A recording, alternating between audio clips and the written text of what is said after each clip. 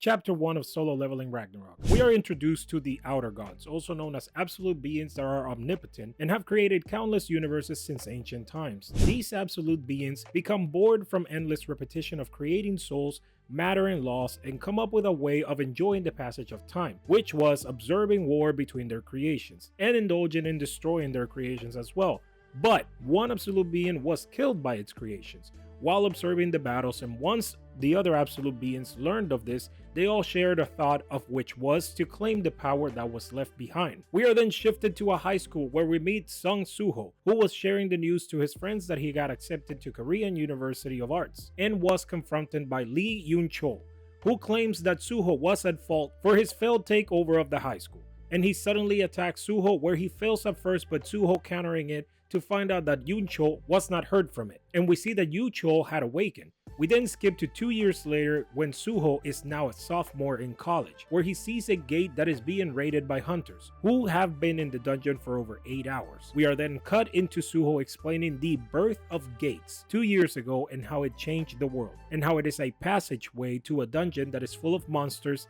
and that if the gate were left unattended, a dungeon break would occur. Suho then explains that humans that can wield mana are known as awakeners, and they begin to show up at the same time of the gates, and that an awakener named Woo Jin-sho created the Hunters Association and started calling the awakeners hunters, and that the world is divided between the awakened hunters and unawakened civilians. That Suho had first-hand experience with it, as Yun-chol had fought him back in high school after he awakened, and that an unawakened will never be able to close the gap to an E-rank awakened. Suho also states that unawakened ones won't survive without the awakeners because of the gates, while the awakeners, on the other hand, can live without the unawakened. We then cut to Suho's thoughts of him getting accustomed to not having things because of his missing parents, his reliance on others, the hunters, to survive, and even just the moments where he feels like he could do anything. He has a sense of helplessness fill the hole in his heart after everything was taken from him, only for his thoughts to be cut off by his professor, who comments on how Suho is quite inventive in his drawing for ants,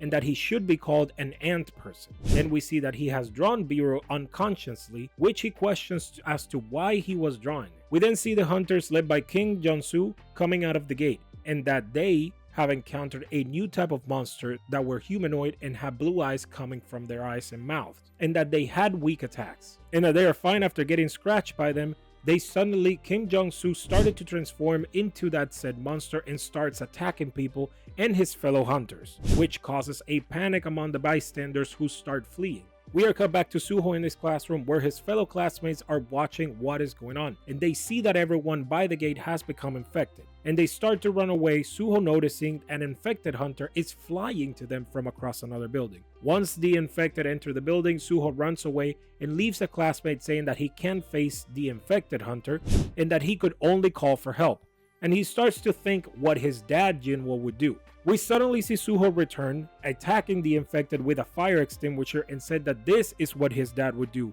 when suddenly a notice from the system slowly pops up with a notice that a requirement to complete the secret quest, Courage of the Weak, has been met.